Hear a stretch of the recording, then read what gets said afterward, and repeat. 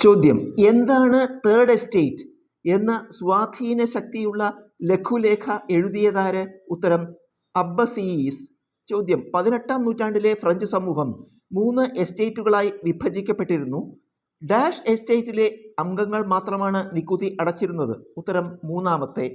ചോദ്യം: Gulf stream താഴെ പറയുന്നവയിൽ ഏത് സമുദ്രത്തിലെ ചൂടുള്ള സമുദ്രപ്രവാഹമാണ്? ഉത്തരം: അറ്റ്ലാന്റിക്. ചോദ്യം: താഴെ പറയുന്നവയിൽ ഏറ്റവും ചെറിയ സ്കെയിലിൽ വരച്ചിരിക്കുന്ന ഭൂപടങ്ങൾ ഏതാണ്? ഉത്തരം: അറ്റ്ലസുകൾ. ചോദ്യം: താഴെ പറയുന്നവയിൽ ഏതാണ് ഉപദ്വീപ് നദി? ഉത്തരം: ഗോദാവരി. ചോദ്യം: താഴെ പറയുന്നവയിൽ ഏതാണ് പുനരുപയോഗിക്കാവുന്ന ഊർജത്തിന്റെ രൂപമല്ലാത്തത്? ഉത്തരം: ആണവോർജം. ചോദ്യം: ഇന്ത്യയിലെ ഏറ്റവും വലിയ ബയോസ്ഫിയർ റിസർവ് ഏത്?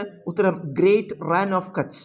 ചോദ്യം: താഴെ പറയുന്നവയിൽ ഏതാണ് മൂലധന വിപണിയിലെ ഒരു ഉപകരണം? ഉത്തരം: രണ്ടാമത്തെ ഓപ്ഷൻ, 10 വർഷത്തെ കാലാവധിയുള്ള ഒരു സർക്കാർ ബോണ്ട്. ചോദ്യം: ഏതു മതത്തിലെ സേവനജാതിക്കാർ നേരിടുന്ന വിവേചനപരമായ അനുഭവങ്ങൾക്ക് മറുപടിയായിട്ടാണ് പൊയ്കയിൽ കുമാരഗുരു PRDS സ്ഥാപിച്ചത്? ഉത്തരം: ഹിന്ദു ക്രിസ്ത്യൻ മതങ്ങൾ. ചോദ്യം: ഗോൾഡൻ ക്രസന്റ്, ഗോൾഡൻ ട്രയാങ്കിൾ എന്നിവ എന്തിനെ പ്രതിനിധീകരിക്കുന്നു? ഉത്തരം: കറുപ്പ് ഉത്പാദനം. ചോദ്യം: മലയാളത്തിൽ ഏറ്റവും കൂടുതൽ ജീവചരിത്രം എഴുതപ്പെട്ടത് ആരുടേതാണ്? ഉത്തരം: ശ്രീനാരായണ ഗുരു.